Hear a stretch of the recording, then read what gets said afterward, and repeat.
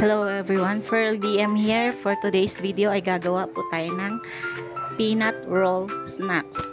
At ang ating ingredient, ang ating mani and or peanut, and then the washed sugar, and yung lumpia wrapper, and yung sesame seeds. So ayan na yung ating mani. Binili ko yan siya na yung prito na siya.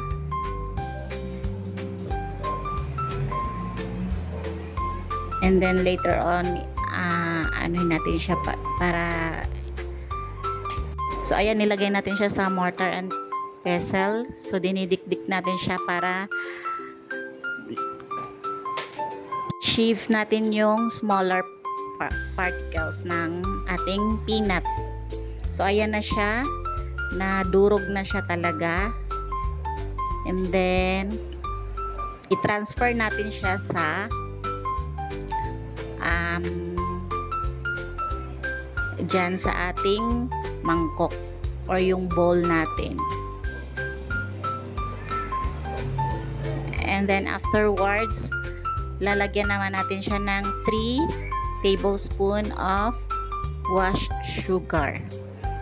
And then mix lang natin yung peanut and yung washed sugar. So ayan na siya, mix all together lang ang ating ingredients. So dalawa lang naman yan siya na ingredient.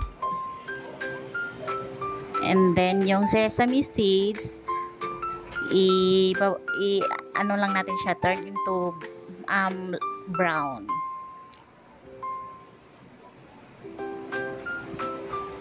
Sinalang muna natin siya sa mahinang apoy lang yan para hindi naman siya mabigla. Slowly. And then we pour on the mixture of peanut and sugar sa ating lumpia wrapper. Para lang tayo nagbalot ng turon. So ang kaibahan lang is peanut ang ating binalot or yung mani. And then lagyan natin siya nung mixture of flour and water para mag tight yung pag-seal ng ating ginawa nating peanut roll.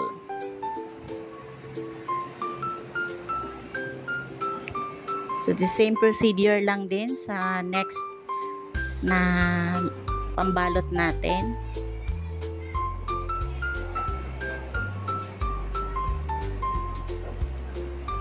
Ganon lang din ang gagawin.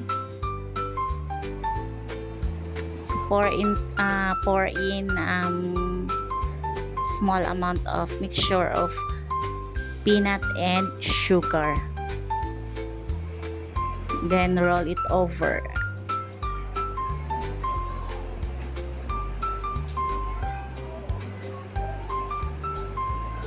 So that's it. Ayan na, nabalot na natin lahat. So ang nagawa natin is 20 pieces na peanut roll. So next procedure naman ay atin naman siyang piprituhin. So let's pour in the cooking oil into the pan.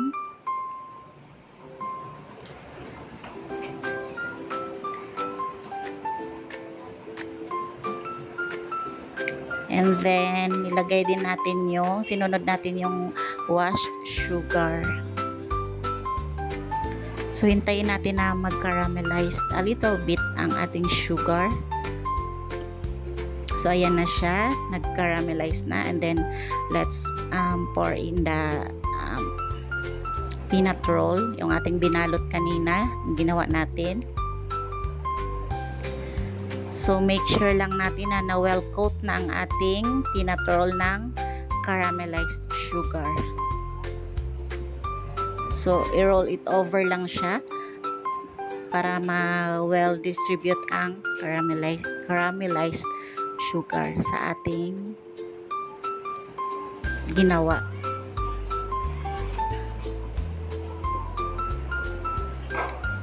So the same din lang din sa mga iba na hindi pa na well coat ng ating caramelized sugar.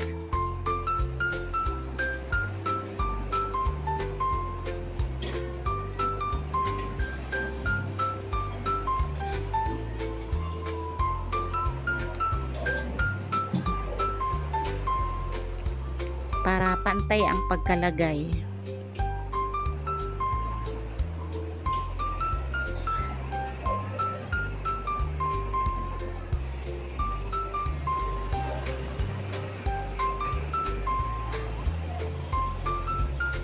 Mabilisan lang din naman yan siya maluto kasi yung ating peanut is luto naman na yan siya, and then ang gusto lang nating ma-achieve is yung pag well coat ng caramelized sugar sa ating lumpia wrapper. So that's it. I think pwede na siyang hanguin. So let's strain it from excess oil.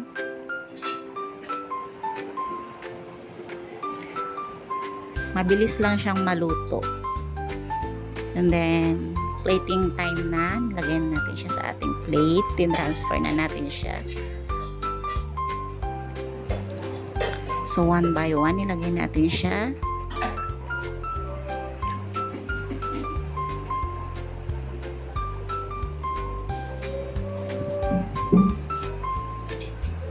Para magmukha namang appetizing ang ating snacks na ginawa.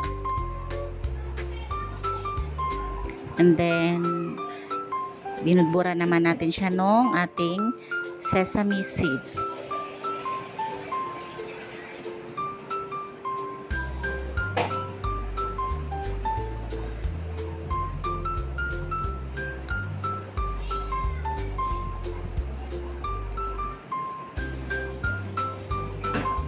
Para may konting arte naman ang ating ginawang snacks.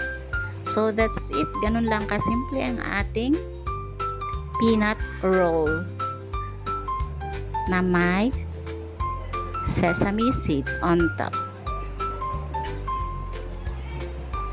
So thank you all for watching, guys, and supporting my channel. Don't forget to subscribe and comment on my video. Thank you. Bye. See you on my next video.